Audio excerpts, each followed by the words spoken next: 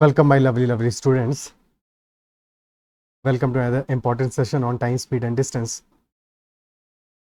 Start करते हैं session. And if you've not already subscribed to the YouTube channel and you're liking the content, you're liking the videos, then make sure to subscribe to it as well as press the bell icon. You should also share the link of the channel or the particular video with your friends and groups that you find that it will be relevant for. First question लेते हैं. A very beautiful question. Now, before watching the solution, make sure pause the video, try to understand the question. थोड़ा सा time दो इस question को because this is a very good question. अच्छा सवाल है, सिंपल है, मुश्किल नहीं है, but the point is it might take you to understand the question, to understand the reality of it. क्या सिचुएशन बन रहा है, तो कोशिश करो पहले थोड़ा टाइम लो, 5-7 मिनट 10 मिनट जितना टाइम तुमको लगता है, take your time, try to solve it yourself, and if you are able to solve it, very good. If you're not able to solve it, then also watch the solution. So a man starts from his home at a certain time with a certain speed to pick up his wife from office at 6 p.m. One day she left early from the office at 4 p.m. and started walking towards her home with a speed of 5 km per hour and meets her husband on the way, who left the home at the usual time. They reached home 20 minutes earlier than every day, so find the average speed at which man drives his bike. Okay. So the question is saying that a man starts from his home at a certain time. What is the time? We do not know. With a certain speed, what is the speed? That also we do not know. To pick up his wife from office at 6 p.m. Okay. So the question is saying that man reaches office at 6 p.m. to pick up his wife. क्या ये बात clear है? Start कब करता है ये नहीं पता है, कब ऑफिस पहुंचता है, that is clear. Okay. So the man reaches office at 6 p.m. in general. So if this is the home,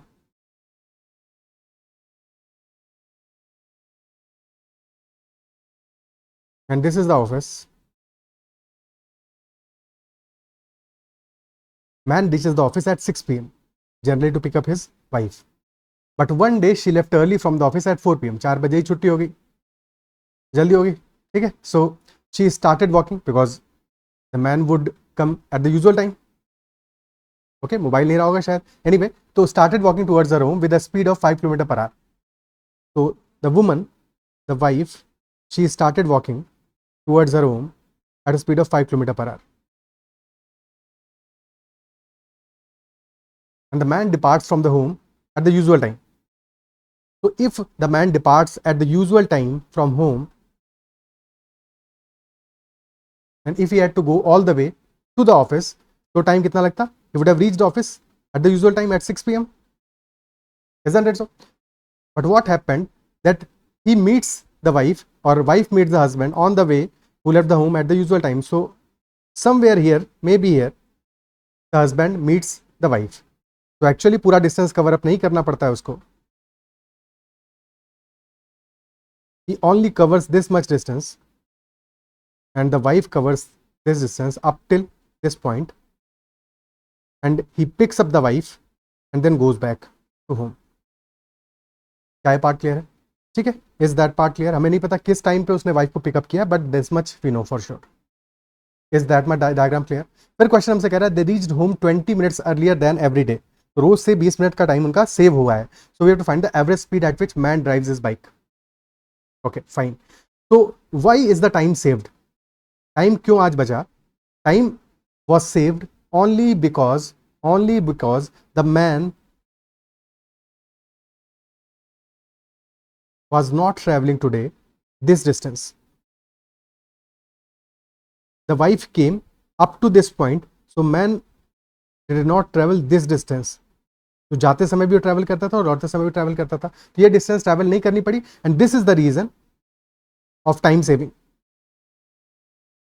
is that part clear? And if that is so, the time saved is they reached home 20 minutes earlier. They reached home 20 minutes earlier. Okay. So 20 minutes is the time saved. And 20 minutes is total time saved. So that implies कि अगर वो जाता इतना distance तो भी 10 minutes लगते, then return में भी 10 मिनट्स लगते, तभी तो 20 मिनट्स टोटल सेव हुए. तभी तो टोटल 20 मिनट्स सेव हुए. क्या ये पार्ट क्लियर है? Okay. And if that is सो, अगर वो पूरा डिस्टेंस कवर करता 6 PM पे वो पहुंच जाता office, but the point is 10 minutes are saved, which implies कि at this position he reached this position 10 minutes before, which is 5:50 PM, क्योंकि यूजुअल टाइम है भाई, ऑफिस पहुंचता तो 10 मिनट एक्स्ट्रा लगते हैं उसको, बिकॉज 10 ही मिनट से हुए एक डायरेक्शन में, सो ऑफिस पहुंचने में 10 मिनट्स एक्स्ट्रा लगते हैं, तो 5:50 PM पे the man reached this location where he met his wife. Is that part clear? ठीक है. And if that is so the wife departed from office at 4 PM. Wife departed from office at 4 PM and wife reached this location at 5:50 PM. 5:50 PM. Okay. So basically, wife departed from office at 4 PM, reached this location at 5:50. So time taken by wife in traveling this distance, that is equal to 110 minutes. And the same distance, let us say this is the distance, the same distance was traveled by the man usually on the bike in 10 minutes. तो distance same है, और अगर distance same है, time का ratio क्या रहा है? Time की values are 110 and 10 by the wife and the man himself. तो अगर टाइम का रेशियो आ रहा है 11:1, तो स्पीड का ratio will be just the opposite, 1:11. Is that part clear? Speed का ratio will be exactly the opposite, 1:11.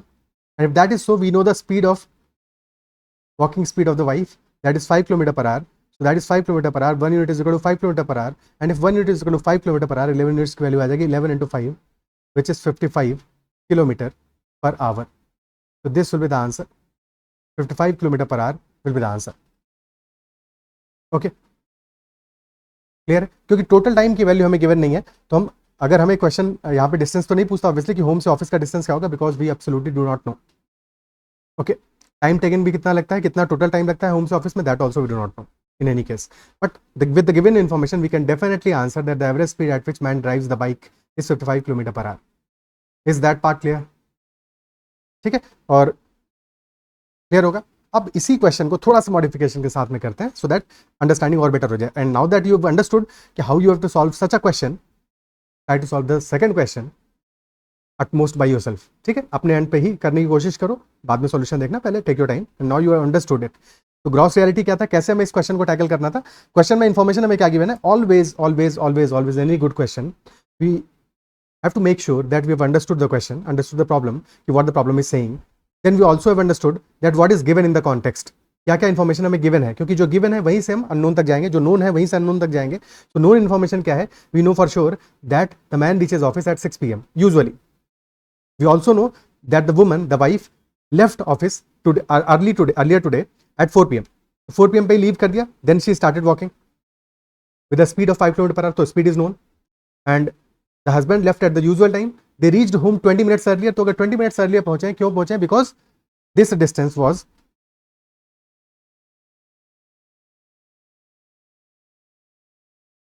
not traveled by the husband today.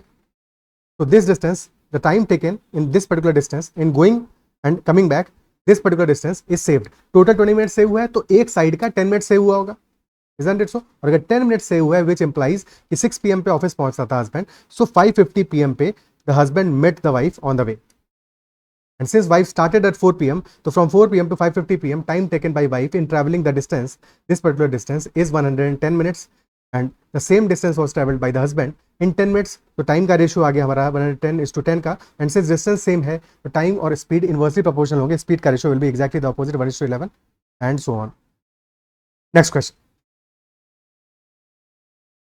The next one is saying Mitali leaves home every day at 1 PM to pick her son from school and returns home at 3 PM. Now in this question, there is slight difference, and that difference is that we know at what time Mitali leaves her home. We also know at what time she returns to home. Okay, to pick her son from school and returns home at 3 PM. One day, due to an emergency, she started from her home towards school at 1:30 PM. So usually the time was 1 PM, but on one fine day, she started late, 30 minutes late at 1:30 PM. तो obvious सी बात है कि अगर 30 minutes let start किया है, अगर speed में कोई चेंज नहीं होगा, तो she will be reaching 30 minutes late to the school. Isn't it so? क्या ये बात क्लियर है? Okay. So as she did not reach school on time, her son started walking at 2 PM towards his home. Fine. She meets her son on the way and returns home 20 minutes later than usual. So find the ratio of walking speed of the son and the speed of the car driven by Mitali. Okay, fine. So in this question, I believe कि तुमने अपने and पे solve किया होगा, ठीक है. So 1 PM पे Mitali used to leave her home and reach the school and then come back exactly at 3 PM. So 1 PM पे she left, 3 PM she reached back to the home. तो अगर कोई भी टाइम वेस्ट नहीं किया यहाँ पे, जो कि आइडियली मेंशन भी होना चाहिए था, but that is common sense, कि she pick the son and came back. So total time taken is 2 hours. तो वन साइड में कितना टाइम लगा होगा? 1 hour का, विच इंप्लाइज कि at 2 PM she reached the school. isn't it so? At 2 PM she reached the school usually in general, but at that particular day she left the office, she left the home at 1:30 PM. At 1:30 PM. So if nothing else changed, she would have reached the school exactly 1 hour later, which is 2:30 PM पे. 2:30 PM में पहुंची होती school. But the problem is that the son started walking towards home. Okay, and due to this she meets the son on the way and returns home 20 minutes late than usual. So think about it, अगर उसके बच्चे ने start नहीं किया होता walk करना, तो 2:30 PM पे वो पहुंचती स्कूल एंड देन स्कूल से रिटर्न लेती होम का. तो she would have reached home at 3:30 PM. That would have been the usual scenario, isn't it so? But that does not happen. This did not happen. क्यों नहीं हुआ ऐसा? Because the son also started walking at 2 PM. ठीक है, तो son started walking at 2 PM and that is why she met the sun somewhere in the middle and then came back. And if she was 20 minutes late, which implies that she reached back at 3:20 PM, because usually she reached the home at 3 PM. So 3:20 PM पे late, 20 minutes late, she reached the home, isn't it so? While she started at 1:30 PM. तो total time taken is कितना? 1:30 से 3:20 PM तक कितना time लगा? 2 hours से 10 minutes कम लगा. 10 minutes कम लगा. और 10 minutes कम क्यों लगा होगा? Because of this distance. Because she did not travel this distance. तो अगर 10 minutes कम लगा है, विच इंप्लाइज कि एक साइड पे 5 minutes का टाइम लगता होगा. एक साइड पे 5 minutes का टाइम लगता होगा. Isn't that so? Isn't that so? So if that is so, और 5 minutes का टाइम एक टाइम पे लगता होगा, तो if she reach the school at usual speed, she would have reached in 2:30 PM. 2:30 PM पे वो पहुंचे होते स्कूल, बट 5 minutes का टाइम सेव हुआ है. दैट इंप्लाइज कि the son met the mother at 2:25 PM. The son met the mother at 2:25 PM. क्या ये बात समझ में आती है? Okay, the son met the mother at 2:25 PM. Now at 2:25 PM the son met the mother and the son started walking from the school at 2 PM. So time taken by the son is 25 minutes to travel this distance d, but mother would have taken only 5 minutes to reach school.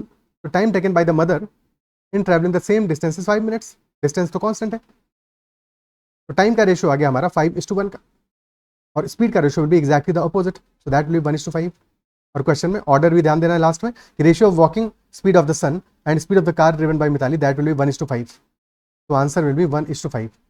Is that part clear? ठीक है, answer आ जाएगा 1:5 of son and the mother, 1:5. तो simple question but a fundamental question. अच्छा question था, basic था. एक बार तुम पार्ट समझ गए कि कहाँ पे हमें कैसे कैलकुलेट करना है, तो फिर तो क्वेश्चन आसान हो जाता है, बट वही तो समझना ही है. क्लियर है? ओके, नेक्स्ट क्वेश्चन करते हैं. 3 cars A, B and C leave Kanpur one after the other respectively with equal time intervals between their departure. 3 cars A, B and C are leaving Kanpur one after the other respectively with equal time intervals between their departure. All the 3 cars reach Lucknow together. If it is known that the speeds of A and C are 40 and 60 km/h, so we have to find the speed of B. अगर car A और car C का speed 40 and 60 km/h है, तो car B का speed क्या होगा? That is what the question is asking. Okay, ठीक है. तो what is given in this question? We know for sure that the cars left with equal time intervals between their departure, which implies एक simple example है. Late us से car A started at 2 p.m. and maybe the car A reached the destination at 5 p.m. So the car B might have started at 2:30 p.m. Possible है, but reached to same time पे क्या है 5 p.m. पे. Car C might have started at 3 p.m. but reached at the same time 5 p.m. only. तो destination पे तो same time पे ही पहुंचे हैं. तो time taken by car A कितना है? Time taken by car A is 3 hours. Time taken by car B कितना है? That is 2.5 hours. And time taken by car C कितना है? That is 2 hours. ठीक है, एक रैंडम एग्जांपल लिया हमने. क्या बात समझ में आती है? सो बेसिकली यहाँ से हमें एक चीज समझ में आती है कि कार ए और कार बी के बीच का जो डिफरेंस है, वही जो टाइम इंटरवल की बात कर रहा है, विद इक्वल टाइम इंटरवल्स. ठीक है, so that is equal to car B के स्टार्ट होने और कार सी के स्टार्ट होने के बीच का टाइम का डिफरेंस. Is that clear? ठीक है, is that part clear? And we know for sure that the speeds of car A and C are also given. और डिस्टेंस तो सबके लिए सेम है. Distance is constant, distance same है. Okay, so with this much information let us start the question. So if distance is same,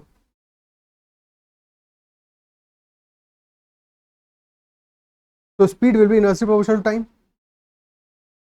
isn't it so? अगर car A और C पे focus करें, क्योंकि उनकी स्पीड हमें गिवन है 40 और 60 स्पीड्स हैं, तो स्पीड की वैल्यूज हैं 40 और 60, यानी स्पीड का रेशियो क्या रहा है 2:3 का. Ratio of speeds is 2:3. और अगर स्पीड का रेशियो 2:3 का, टाइम का रेशियो एग्जैक्टली ऑपोजिट होगा 3:2 का. टाइम का रेशियो आ जाएगा 3:2 का. Is that part clear? तो लेट अस अज्यूम कि टाइम 3 आवर्स लग रहा है कार ए से और टाइम 2 आवर्स लग रहा है कार सी से. अगर time taken by car A is 3 hours, car C is 2 hours, क्योंकि डिस्टेंस टोटल ट्रैवल तो सेम है.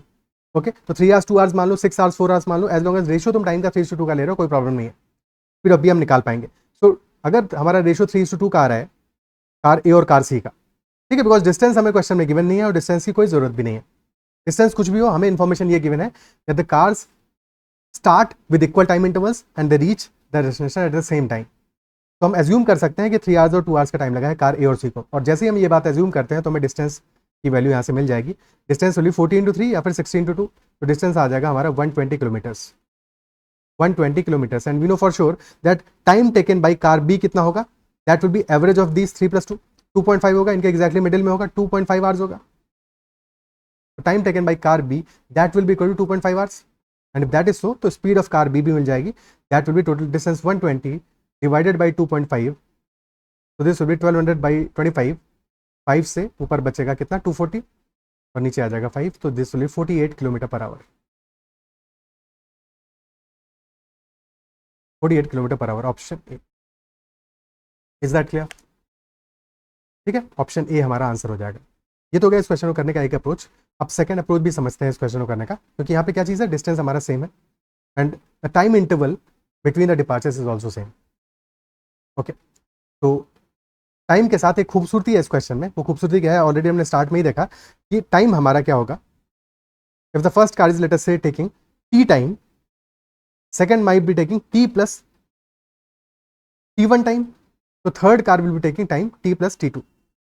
एक्चुअल में अपोजिट होगा, बट बात समझ गए होगे कि टाइम T + T1 नहीं, T + T2 तो ठीक है, T + 2 टाइम्स T1 होगा. ठीक है, because time intervals exactly same है. तो this will be T + 2 times T1, यानी कि गैप जो हमारा है वो T1 का होगा. क्लियर? Gap is same. और अगर गैप सेम है तो क्या ये एपी नहीं बन रहा है, अरिथमेटिक प्रोग्रेशन फॉर्म नहीं हो रहा है टाइम में.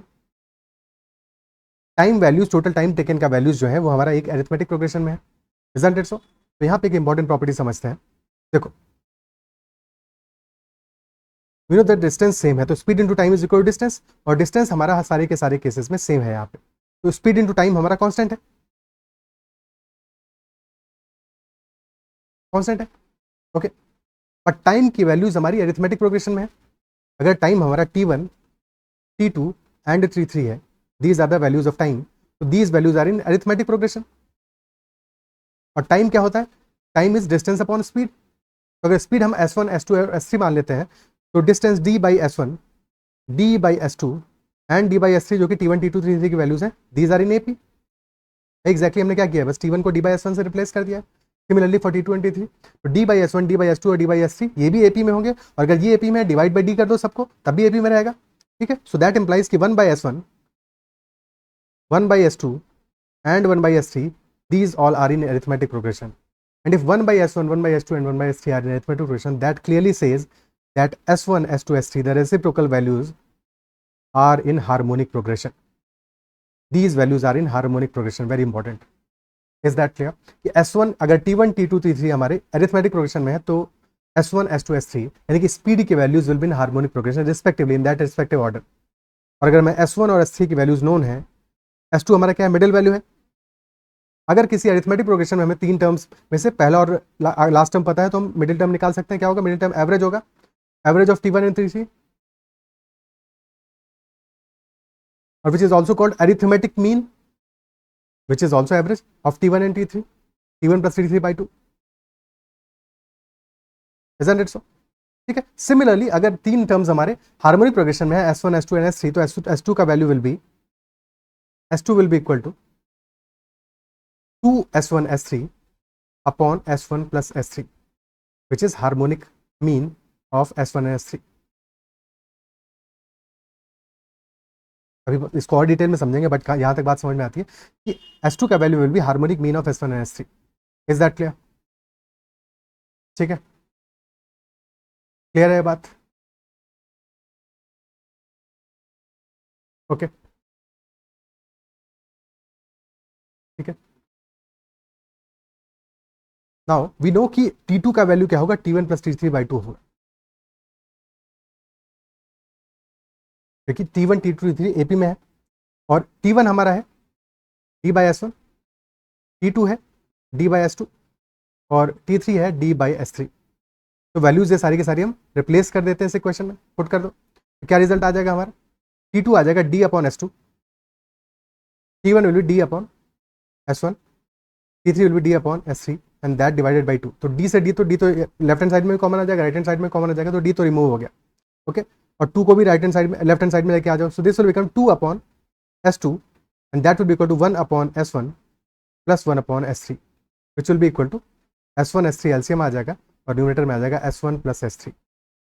तो now 1 upon S2 will be equal to S1 plus S3 upon 2 S1 S3, and as a result S2 will be equal to 2 S1 S3, reciprocal कर दिया हमने, अपॉन S1 प्लस S3. तो क्या ये सेम रिजल्ट नहीं आ गया harmonic mean वाला? ठीक है, तो हमने प्रूव भी कर दिया एक तरह से कैसे होगा, क्यों हो रहा है ऐसा. Is that part clear? तो इन एनी सच केस अगर हमारे टाइम की वैल्यूज अरिथमेटिक प्रोग्रेशन में है तो स्पीड की values will surely be in harmonic progression. Is that clear? Vice versa is also true, because time into speed is constant. तो अगर हमारा टाइम इंटू स्पीड कॉन्स्टेंट है, तो जस्ट इन केस इस क्वेश्चन में क्या था, टाइम की वैल्यूज एपी में थी. अगर स्पीड की वैल्यूज एपी में हो कि S1, S2 and S3 these are in arithmetic progression, so that also implies that T1, T2 and T3 they will be in harmonic progression. और अगर मैं T1 और T3 की वैल्यू नोन है तो T2 हमारा हो जाएगा 2 times T1 T3 upon T1 plus T3 in such a case. Okay, ठीक है. Now going back to the original question जो हम डिस्कस कर रहे थे. द क्वेश्चन वाज सेइंग कि 3 कार्स हैं और हमारी क्या वैल्यूज एपी में है, टाइम की वैल्यूज अरिथमेटिक प्रोग्रेशन में, यानी स्पीड की वैल्यूज हमारी हार्मोनिक प्रोग्रेशन में होंगी. Isn't it so? Time AP में है, सो दैट इंप्लाइज कि S1, S2 and S3 these will be in harmonic progression. और S1 की वैल्यू हमें गिवन है 40, S3 की वैल्यू गिवन है 60. तो डायरेक्टली हम S2 की वैल्यू निकाल सकते हैं यहाँ से. S2 will be equal to 2 times S1 which is 40 into S3 divide by S1 plus S3, 40 plus 60. This will be 2 into 40 into 60 by 100. 0 से 0 गए तो 4 into 6, 24 into 2, 48 kilometre per our will be our answer. तो directly answer निकाल सकते हैं. Is that clear? ठीक है, answer आ जाएगा 48 किलोमीटर पर आवर. आंसर तो वैसे भी आ रहा था, बट क्या अप्रोच समझ में आया कि जहां कहीं पे भी हमें टाइम और स्पीड यानी कि दो वैल्यूज का प्रोडक्ट कांस्टेंट है और उनमें से एक वैल्यू हमारा एक अरिथमेटिक प्रोग्रेशन में जनरलाइज कर देते हैं बिल्कुल इसको. ठीक है, कि this is not applicable only just to time speed and distance, but in general in any other case where A into B is constant, very important result, where A into B is constant,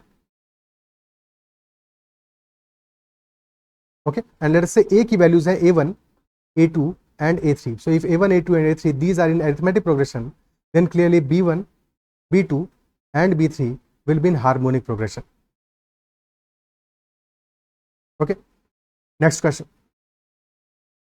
If a man, next question is from CAT 2004. If a man cycles at 10 km per hour, then he arrives at certain place at 1 p.m. If he cycles at 15 km per hour, he will arrive at the same place at 11 a.m. At what speed must he cycle to get there at noon? तो 1 PM पे पहुंचता है कब? जबकि 10 kilometre per hour की speed से cycle करता है, 15 किलोमीटर पर आवर की स्पीड से साइकिल करता है, तो वो पहुंचता है 11 AM पे. Question is asking at what speed must he cycle to get there at noon. Okay, ठीक है. तो बेसिकली स्टार्ट सेम टाइम पे कर रहा है. In the first case he is reaching at 1 PM. In the second case he is reaching at 11 AM. And the third case in which we have to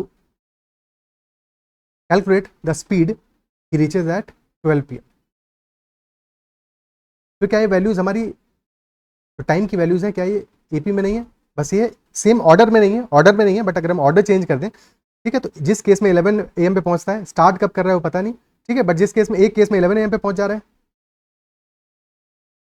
late us से T time लग रहा है इसको, second case में पहुंच रहा है 12 PM पे, तो t+1 टाइम लग रहा है, और थर्ड केस से पहुंच रहा है 1 PM पे, तो टाइम लग रहा है t+2 आवर्स का. तो टाइम की वैल्यूज एपी में है,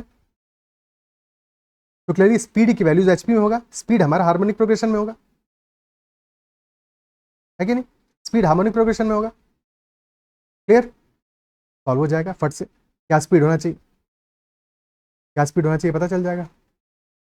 स्पीड हमारा 10 का है, फर्स्ट सिनारियो 10 का स्पीड है हमारा लास्ट सिनारियो में, जब 1 PM में पहुंच रहा है, तो स्पीड इज 10, और 11 AM पे पहुंच रहा है, दैट स्पीड इज 15. S2 की वैल्यू हमें पता लगाना है, तो S2 will be equal to 2 into S1 into S3 divide by S1 plus S3. This is 2 into 150 divide by 25, तो 6 टाइम्स जाएगा. 6 into 2 12 kilometre per hour will be the speed. Option B will be the answer. Option से भी directly जाके कर सकते हो, कोई problem नहीं है, ऑप्शन से भी करके सोच सकते हो, बट ये अप्रोच में क्या टाइम लगना है, सेकंड्स में ही सॉल्व हो जाएगा इससे भी. क्लियर है? ठीक है. और अगर हम एक और मेथड से सोचें, जो ऑलरेडी हम कई बार प्रैक्टिस कर चुके हैं, कि डिस्टेंस कांस्टेंट है, डिस्टेंस सेम है, तो स्पीड का रेशियो क्या है? स्पीड हमारा 10 है और 15 है. स्पीड का रेशियो है 10:15 का, यानी 2:3 का. तो टाइम का रेशियो क्या होगा? 3:2 का होगा. बट एक्चुअली टाइम में गैप कितना है? 1 PM पे पहुंचता है एक केस में, फर्स्ट केस में, और सेकंड केस में पहुंचता है 11 AM पे. 11 AM पे यानी कि 2 आवर्स का गैप है. 2 आवर्स का गैप है, तो this 1 unit is equal to 2 hours. तो क्लियरली 15 किलोमीटर पर आवर की स्पीड से टाइम टेकन कितना होगा? 2 यूनिट्स है, 2 इंटू 2 यानी कि 4 आवर्स है. तो डिस्टेंस यहाँ से आ जाएगा 15 इंटू 4 विच इज 60 किलोमीटर्स. तो distance total is 60 kilometres. Okay, और 4 आवर्स का टाइम लग रहा है 15 की स्पीड से, जब वो 11 AM पे पहुंच रहा है. तो when he is reaching at 11 AM, time taken is 4 hours. तो clearly he started at 7 AM. He started at 7 AM. 7 AM पे स्टार्ट किया, और फिर क्वेश्चन हमसे कह रहा है he should reach at 12 PM, यानी कि time taken should be 5 hours. तो 5 आवर्स का टाइम है, डिस्टेंस है 60 की, तो स्पीड हमारी रिक्विजाइट आ जाएगी 60/5 which is 12 kilometre per hour. Is that clear? Speed आ जाएगा 60/5 which is 12 kilometre per hour. Okay, ठीक है, आगे बढ़ते हैं, नेक्स्ट क्वेश्चन लेते हैं. The distance between Nagpur and Patna is 988 kilometers. Aman and Raman start their journey at 8 AM from Nagpur and Patna respectively towards each other. The speed of Aman is 16 and 2/3% more than Raman. If Raman decreases his speed by 5.55%, they meet each other at 2:30 PM. Find the actual time of their meeting. The distance is given between Nagpur and Patna, and that is 988 kilometers.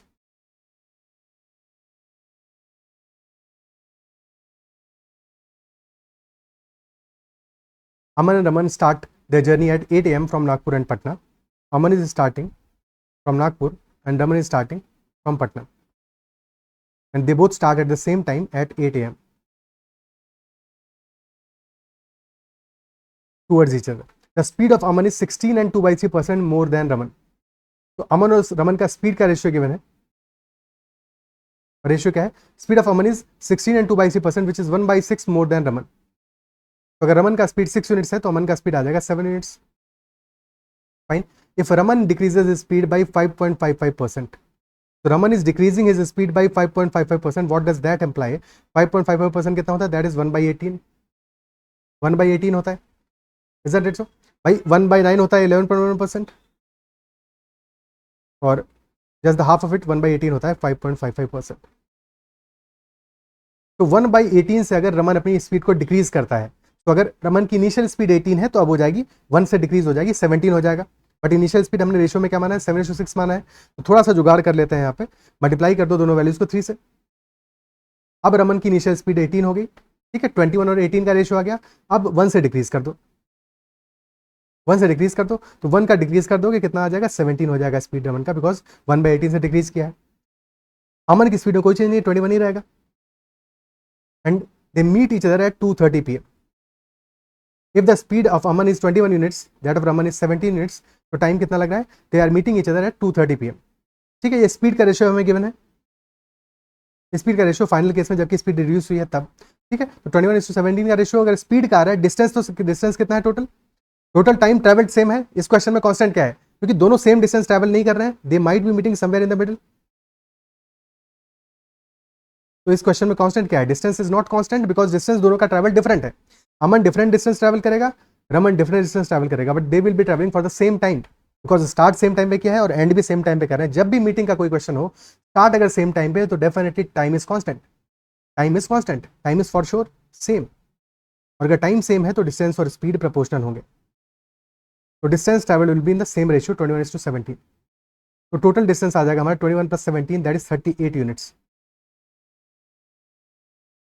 Okay, 38 units हमारा total distance आ जाएगा। क्या ये part clear है, is that part clear? Okay, ठीक है। और time कितना लग रहा है उनको, 8 AM से लेके 2:30 PM तक, 8 AM से लेके 2:30 PM तक। And we have to find out the actual time of meeting. Total time taken is कितना है, ट्रैवल टाइम कितना है, ट्रैवल टाइम है 8 AM से 2:30 यानी कि 6.5 आवर्स का। Is that it? So travel time हमारा आ रहा है 6.5 आवर्स का। क्या पार्ट क्लियर है? ओके, ठीक है।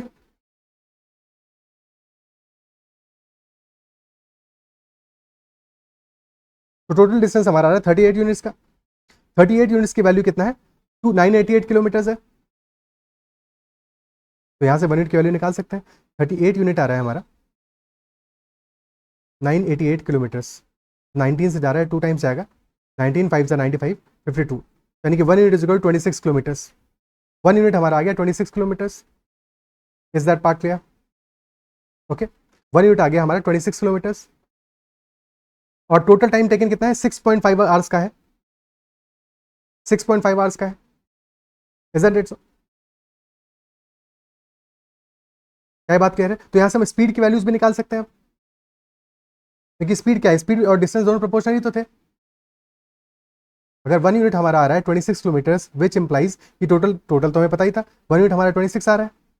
स्पीड भी सिमिलर प्रोपोर्शन में 21:17 में है, तो यहाँ से स्पीड की वैल्यूज भी निकल जाएंगी। क्वेश्चन पूछ रहा है एक्चुअल टाइम ऑफ मीटिंग क्या होगा, तो एक्चुअल टाइम ऑफ मीटिंग के लिए हमारा क्या रिलेवेंट है कि वहां पे हमारा जो टाइम का स्पीड का रेशियो है, एक्चुअल टाइम ऑफ मीटिंग तो तब पता चलेगा जबकि स्पीड का एक्चुअल रेशियो देखेंगे। और स्पीड का एक्चुअल रेशियो हमारा 71:17 नहीं है, स्पीड का एक्चुअल रेशियो आ रहा है मनोज रमन का, that ratio is 21:18, 21:18। Isn't it सो? है कि नहीं? तो यहाँ पे हमारा अमन का स्पीड तो दोनों ही केसेस में कांस्टेंट है, अमन का स्पीड तो दोनों ही केसेस में कांस्टेंट है। अच्छा, एक चीज़ हम एक्चुअल में गड़बड़ कर रहे हैं यहाँ पे, गड़बड़ ये कर रहे हैं कि ये निकालने की ज़रूरत ही नहीं थी। फाइनली स्पीड का हमें, स्पीड से डिस्टेंस ही पता चला, डिस्टेंस कितना आ रहा है 38 यूनिट्स आ रहा है। ठीक है, स्पीड का रेशियो 21 और 17 है। अच्छा, अभी तक हमने रेटिव स्पीड नहीं पढ़ा है ना, तो इसलिए ठीक है इस चीज़ को होल्ड पे रखते हैं। रेटिव स्पीड अभी नहीं पढ़ा है, इसलिए उस कॉन्सेप्ट को भी डिस्कस नहीं करते। जब रेटिव स्पीड पढ़ेंगे उसके बाद में इन चीज़ों को और बेटर तरीके से हैंडल कर पाएंगे। ओके, बट ऐसे समझो कि देखो हमारा स्पीड फाइनल आ रहा है 21:17 का, यानी कि दोनों लोग एक दूसरे की तरफ जा रहे हैं, तो ऐसा उनके बीच का स्पीड कैसे कम हो रहा होगा। अगर एक 21 की स्पीड से चल रहा है, दूसरा 17 की स्पीड से चल रहा है, तो 1 आवर में कितना चलेगा, 21 + 17, तो दोनों की स्पीड एडअप होंगी। क्या बात समझ पा रहे हो, दोनों की स्पीड हमारी एडअप होंगी, इजंट इट सो? तो अगर स्पीड्स एडअप हो जाएंगी तो पहले वाले केस में यानी कि फाइनल वाले केस में हमारा स्पीड आ रहा है 21 + 17 यानी कि 38 यूनिट्स, और टाइम लग रहा है हमारा 6.5 आवर्स का। बट यही जो एक्चुअल केस है, एक्चुअल केस है बिकॉज ये केस हमारा इफ से स्टार्ट हो रहा है, यानी कि ये एक्चुअल में हुआ नहीं है। अगर ऐसा होता तो ये होता, ठीक है, तो एक्चुअल केस में हमारा स्पीड क्या है 21:18 है, यानी कि टोटल स्पीड का सम आ रहा है 39 यूनिट्स, जो कि ज्यादा है 38 से, यानी कि स्पीड अगर ज्यादा हो जाएगा तो दोनों एक दूसरे की तरफ ज्यादा तेजी से बढ़ रहे होंगे, विच इंप्लाइज की time taken will be much laser. तो 38 की स्पीड से टोटल टाइम टेकन, जब दोनों का स्पीड हम एडअप कर लेते हैं, 38 की स्पीड से टोटल टाइम टेकन हमारा कितना है 6.5 आवर्स का है, जो कि आ जाएगा 390 मिनट्स का। तो 39 की स्पीड से क्या होगा, 39 की स्पीड से टाइम टेकन कितना हो जाएगा, क्योंकि speed into time inversely proportional होगा। 39 की स्पीड से इनवर्स होगा रेशियो, यानी कि अगर 38:39 हमारा स्पीड का रेशियो है तो टाइम का रेशियो एक्जैक्टली ऑपोजिट यानी 39:38 होगा। और अगर 39 की वैल्यू 390 है, 38 की वैल्यू आ जाएगी 380, टाइम टेकन वैल्यू 380 मिनट्स, यानी कि आंसर आ जाएगा 2:20 PM। क्या ये बात समझ में आती है कि टाइम की वैल्यू आ जाएगी 380 मिनट्स, यानी कि टाइम आ जाएगा हमारा 2:20 PM, 10 मिनट्स पहले पहुंच जाएंगे। Is that part clear? ठीक है,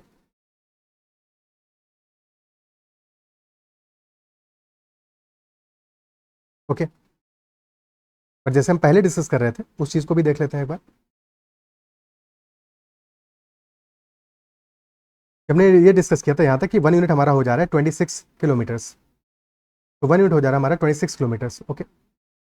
अब इसके बाद हम क्या इन्फॉर्मेशन यहाँ से निकाल पा रहे हैं कि डिस्टेंस की हमने 1 यूनिट की वैल्यू तो निकाल ली, ओके। अब अगर 1 यूनिट हमारा 26 किलोमीटर, सिमिलर स्पीड के लिए भी वही बात हो रही है कि 1 यूनिट हमारा है 26 किलोमीटर टोटल 6.5 आवर्स में, तो 6.5 आवर्स में ट्रैवल किया हुआ 1 यूनिट का डिस्टेंस कितना है 26 किलोमीटर्स, ठीक है। Total distance travelled by Aman कितना होगा in the same time 21 units है, तो that will be 21 into 26, this is distance travelled by Aman. तो स्पीड ऑफ अमन कितना आ जाएगा, क्योंकि अमन की स्पीड तो दोनों केसेस में सेम है, स्पीड ऑफ अमन आ जाएगा 21 इंटू 26 डिवाइडेड बाई 6.5, 6.5 से 4 टाइम्स जाएगा, तो अमन की स्पीड आ जाएगी 84 kilometre per our, 84 kilometre per our, ये हमें अमन की स्पीड मिल जाएगी। और अमन का स्पीड हमें पता है 21 यूनिट्स के बराबर है, तो this is equal to 21 units, यानी कि 1 unit is equal to 4 kilometre per our.